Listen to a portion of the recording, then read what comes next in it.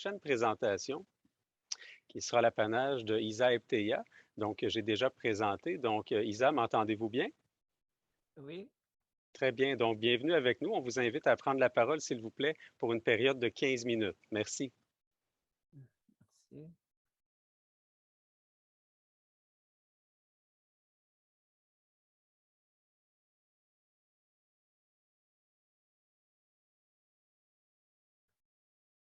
Bonjour et bienvenue à la présentation sur la nouvelle approche d'apprentissage automatique pour la prévision et des cours à la rivière et tout de cas la rivière Saint-Charles, Québec. Pour le plan de la science, je commencerai avec une interrogation sur le contexte et l'objectif du projet et des relations en problème par la suite. Nous verrons comment s'effectue la collecte des données. Ensuite, les méthodes d'apprentissage automatique et son application dans le projet seront présentées. Finalement, j'aborderai les résultats du projet ainsi que les discussions et tous ces éléments seront bouclés dans la conclusion. La dynamique des principales variables hydroclimatiques à travers le monde a connu des changements remarquables du changement climatique. Les inondations, l'une des principales variables hydroclimatiques, sont les dangers naturels le plus fréquents pour l'environnement, les biens, l'économie et la vie partout dans le monde, en particulier au Canada. Selon la grande variété de caractéristiques hydrologiques et de conditions météorologiques et de paysages au Canada, les inondations sont déclenchées par trois mécanismes principaux tels que la pluie sur la neige, les fortes pluies et la fonte de neige printanière. Les inondations se produisent le plus avec le grand système fluvial au printemps, où les débits d'eau sont souvent contrôlés par le volume de résolution de la fonte de neige et aux précipitations. Mais peuvent se produire en été avec des crues soudains dans le système urbain pour répondre aux fortes pluies de courte durée. Seulement pour présenter l'historique des crues au Canada, selon ces chiffres, le nombre maximal d'inondations a lieu en Ontario avec 62 catastrophes liées aux inondations, tandis que le plus bas est lié au novembre avec une catastrophe. Le Québec, avec 35 au cours des 30 dernières années, a plus de 11% de toutes les inondations au Canada. Depuis le total des dommages cumulatifs liés au Canada est de 3 218 millions de dollars. Il existe un grand nombre de modèles hydrologiques basés sur la physique pour la gestion de l'eau dans le bassin versant, tels que le système d'évaluation et de planification de l'eau vive, le système de modélisation hydrologique et de centre, le bassin manque et l'outil d'évaluation du sol et de l'eau soit. Cependant, bien que le modèle hydrologique basé sur la physique ont indiqué une excellente aptitude à prévoir divers types d'inondations, il est souvent des calculs intensifs et de divers types de variables hydrogéomorphologiques et météorologiques tels que le type de végétation de la région, l'utilisation de terres de bassin, souhaiter la composition du sol et le sol type de chaque région, l'utilisation d'un nombre important de variables d'entrée qui mesure chaque tel peut être accompagné d'erreurs conduisant à la régression de ces erreurs, c'est quoi a un impact négatif sur le résultat de la modélisation. L'application d'un modèle hydrologique basé sur la physique pour la prévision décorrige le bassin versant dans son ensemble. Cependant, sont tâches compliquées et les entrées de données nécessaires peuvent souvent être indisponibles, coûteuses et longues à collecter.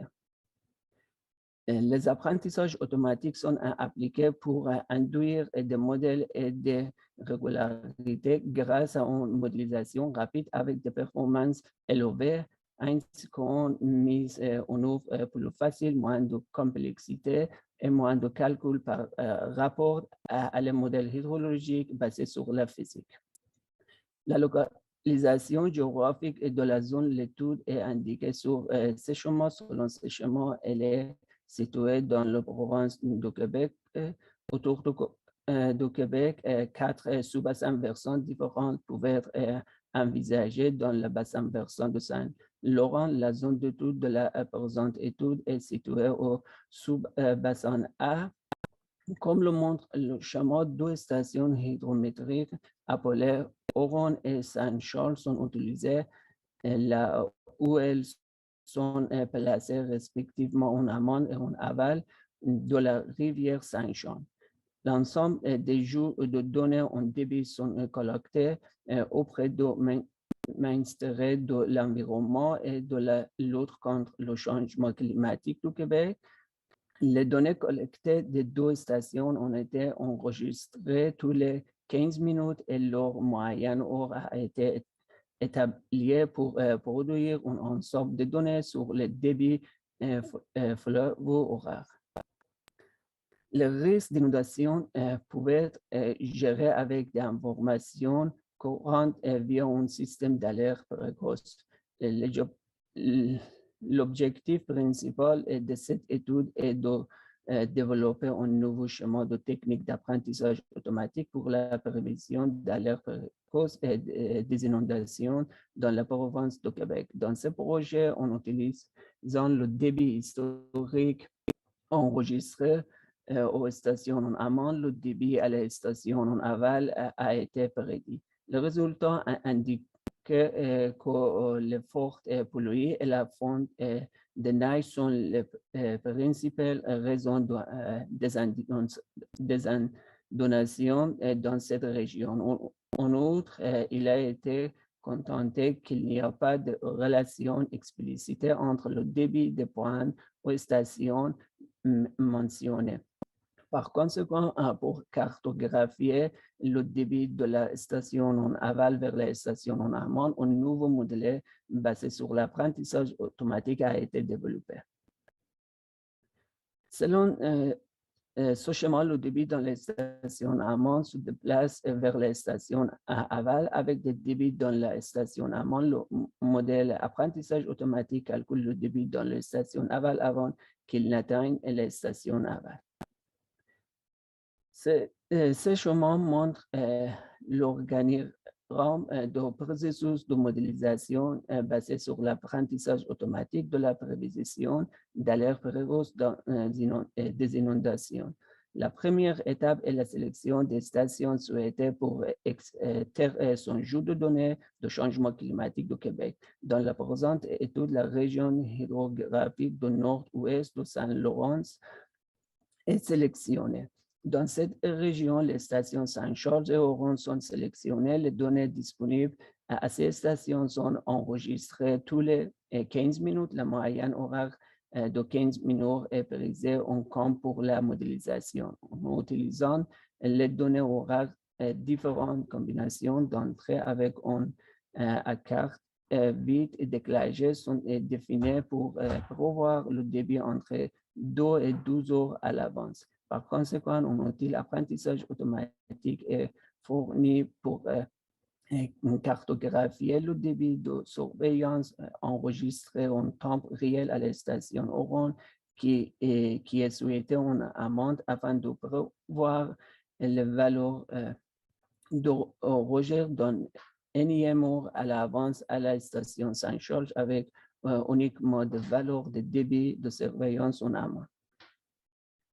Ce schéma montre les indices statistiques tels que RMAO, RMSRO, NRMSO pour les modèles développés basés sur l'AA avec 1, 2, 3, 6, 12 et 18 heures d'avance. L'appelage d'indices et de coefficient de corrélation pour les différents modèles est 0,90 et 0,0 0,92. Le plus bas est lié aux 18 heures à venir, alors que cet indice pour les autres, le R est presque égal à 0,92. En raison de la faible valeur de tous les indices qui sont très proches de zéro et d'un coefficient de corrélation supérieur à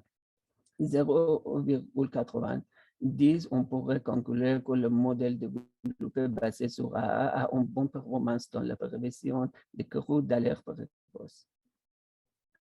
Le résultat de l'outil d'apprentissage automatique développé pour deux courroux observés dans la zone étudiée ont été présentes sur ces chemins. Leur valeur de débit de surveillance en temps réel à la station ont été utilisées pour prédire le débit à la station Saint-Charles à 12, 6 et 15 heures à l'avance. Selon ce chemin, le débit maximum pour le cours de 30 avril 2008 ont été prédits avec une bonne précision.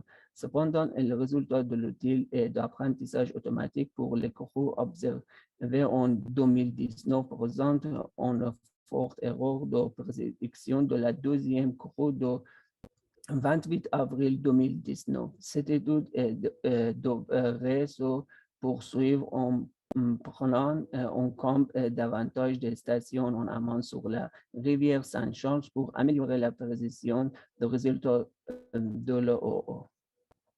L'un des principaux avantages du modèle apprentissage automatique développé est que seules les données de surveillance du débit en amont en temps réel sont automatiquement utilisées pour prédire le débit à une heure d'avance sur la rivière en aval. Un autre avantage de l'apprentissage automatique proposé dans l'étude actuelle par rapport aux techniques et physiques bien connues est double. Un système automatisé qui se met à jour tous les heures et d'eau, pas besoin de toutes caractéristiques physiques, hydrologiques, météorologiques de bassin versant. On limite de cette étude et l'utilisation d'une sollicitation hydrométrique en amont comme entrée de modèles pour la prévision d'alerte précoce et des courroux à la station en aval.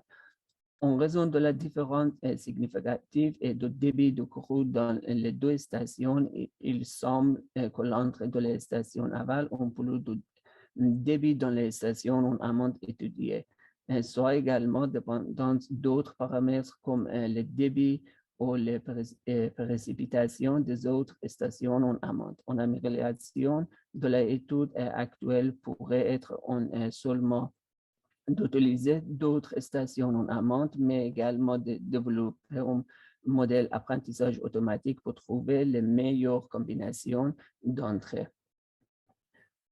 Pour cartographier le débit de la station en aval vers la station en amont, un nouveau modèle basé sur l'apprentissage automatique a été développé pour appliquer ce modèle à la prévision d'alerte précoce et des courroux différents âges temporels d'entrée de débit à la station en amont ont été pris en compte. Par ailleurs, différents modèles ont été définis pour 2, 6 et 12 heures à l'avance prévoyant le débit aux stations en aval. Les résultats de la modélisation ont indiqué que les coefficients de corrélation de tous les apprentissages automatiques développés étaient supérieurs à 0,90. Par contre, la nouvelle technologie pourrait être un outil alternatif pour suivre le débit et des rivières mieux comme par avant, grâce à ce système de prévision des courroux d'alerte précoce. Lorsque le débit de la rivière atteint la valeur sol, on alors automatisé sera déclenché et le personnel d'exploitation ou les décideurs seront capables de prendre une mesure de gestion appropriée pour les courroux dans l'heure à venir. Merci pour votre attention. Si vous avez besoin de plus de détails sur le modèle développé ou d'autres interrogations reliées à cette étude, vous pouvez m'envoyer un courriel. Merci.